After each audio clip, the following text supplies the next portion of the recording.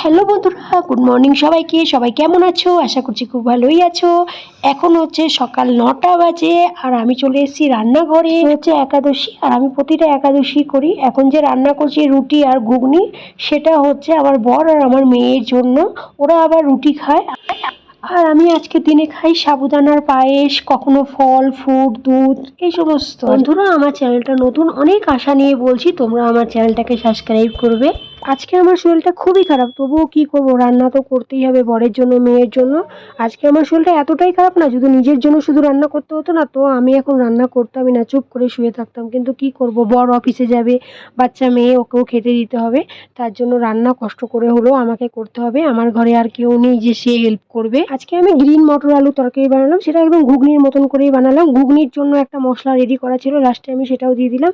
দেওয়ার পরে ঢেকে রেখে দিলাম। এখন আমি তাড়াতাড়ি করে রুটিটা বানিয়ে নেবো, ওরা অনেকক্ষণ ধরে ওয়েট। আজকে আমার শরীরটা ভালো না বলে আমি অনেকটা দেরি করে রান্না করতে এসেছি, আর শরীরটা ভালো না বলে ওরাও আমাকে বেশি প্রেশার দিচ্ছে না। তো বন্ধুরা, যারা যারা ইউটিউব থেকে দেখছো আমাকে, তাদের আমি বলছি তোমরা সবাই আমার জন্য নতুন, কারণ আমার চ্যানেলটাই নতুন, 7-8 দিন হয়েছে চ্যানেলটা বানিয়ে। তো তোমাদের একটা কথা বলতে চাই আমি, বন্ধুরা, যে আমাদের ঘরে কখনো ননভেজ খাওয়া হয় না, আমরা কখনো ননভেজ বানাই না, আর আমরা কখনো খাইও না। তার কারণ হচ্ছে আমাদের ঘরে রাধাকৃষ্ণ ঠাকুর আছে, রাধাকৃষ্ণ ঠাকুর ডেইলি 3 বেলা ভোগ লাগানো হয়, আর আমরা ভোগ লাগিয়ে প্রসাদ খাই ডেইলি। আর এজন্য আমাদের ঘরে কখনো ননভেজ খাওয়া হয়ও না, আর আমরা কখনো ননভেজ খাই না। তা তোমরা আমার ভিডিওতে কিন্তু কখনো ননভেজ খাওয়া, ননভেজ ওই সমস্ত কিছুই দেখতে পাবে না। আমার এরকম অনলি নিরামিষ রান্না, নিরামিষ খাওয়া দাওয়া এই সমস্ত ভিডিও থাকে আমার। আজকে আমার রুটিটাও যেন তেড়ামেড়া হয়ে যাচ্ছে, কারণ শরীরে যদি জুত না থাকে না তাহলে কিছুই ভালো লাগে না। আর এই শীতকালটা চলে আসলে না, এই শীতকালটায় আমার ভীষণ কষ্ট হয়, কারণ আমার না খুব তাড়াতাড়ি ঠান্ডা লেগে যায়।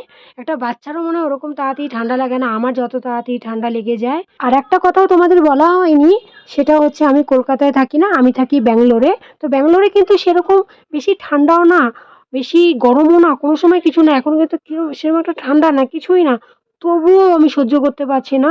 কলকাতায় তো খুব ঠান্ডা পড়ে, খুব ঠান্ডা পড়ে, আমার ভালো মতন জানা আছে।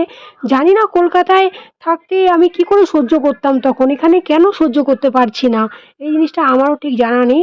কলকাতায় তো প্রচণ্ড পরিমাণে ঠান্ডা পড়ে, তখন যে কি করে সহ্য করে নিতাম। আর তখনও যে আমার ঠান্ডা লাগতো না এটা ভুল কথা, তখনও আমার ঠান্ডা লাগতো, কিন্তু আমার মনে হয় এবার যেন বেশি একটু লাগছে। আমার কন্টিনিউ 15 দিন ধরে এরকম ঠান্ডা লেগেই যাচ্ছে, কখনো কমে যায় আবার কখনো বেড়ে যায়। সো যাই হোক, এবার আমার রান্নাটা পুরোপুরি কমপ্লিট হয়ে গেছে, আর আমি ওদের এখন টিফিন বক্সও ভরে দেবো। আমার বরের টিফিন বক্স ভরবো, আজকে তো সানডে, আমার মেয়ের স্কুল ছুটি আছে, তো ওর জন্য ভরতে হবে না। বরের টিফিন বক্স ভরে দেবো, বরকে খেতে দেবো, মেয়েকেও খেতে দেবো। আজকে আমার রান্নাটা হয়ে গেল যেই, আমি অনেকটা নিশ্চিন্ত হয়ে গেলাম, কারণ আমার শরীরটা ভালো না। তো তাই রান্নাটা যত তাড়াতাড়ি করে নিয়ে একটু গিয়ে চুপচাপ বসে থাকবো কি কোথাও শুয়ে থাকবো, তাহলেই আমার বেশি ভালো লাগবে। আর একাদশীর দিন না রান্নাটা একটু কমই থাকে আমার, অন্য দিন অনেক বেশি থাকে। একাদশীর দিন তো আমার বা রুটি তরকারি খায়, তাই রুটির সঙ্গে একটা তরকারি করলেই হয়ে যায়। অন্য দিন তো 2-3টে করতেই হয়। এর জন্য আজকে একাদশীর দিনটা শরীর খারাপ হয়েছে, অতটাও কিছু ব্যাপার না, ঠিক আছে চলবে। কিন্তু অন্য দিন না একটুখানি বেশি যেন শরীর খারাপ হলে, শরীর টরীর না ভালো থাকলে খুবই কষ্ট হয় আমার।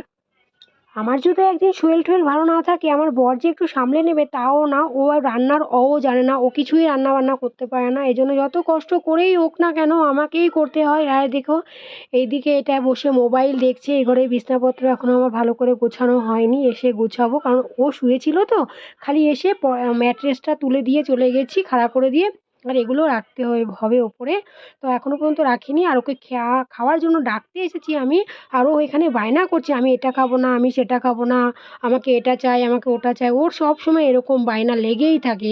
ওকে নিয়ে না মানে কি বলবো বন্ধুরা, অনেক কিছু খাওয়ার বাছো, অনেক কিছু খায় না ও। ও এখন বলছে আমি মুড়ি দিয়ে মটর আলু তরকারি খাবো, আমি রুটি খাবো না। তাও জোর জবরদস্তি করে বলেছি যে না, তুই একটা রুটি খা, এরপরে তোকে আমি মুড়ি দিচ্ছি, তোর এই রুটিটা খাওয়া শেষ হয়ে গেলেই আমি তোকে মুড়ি দিয়ে মটর আলু দেবো।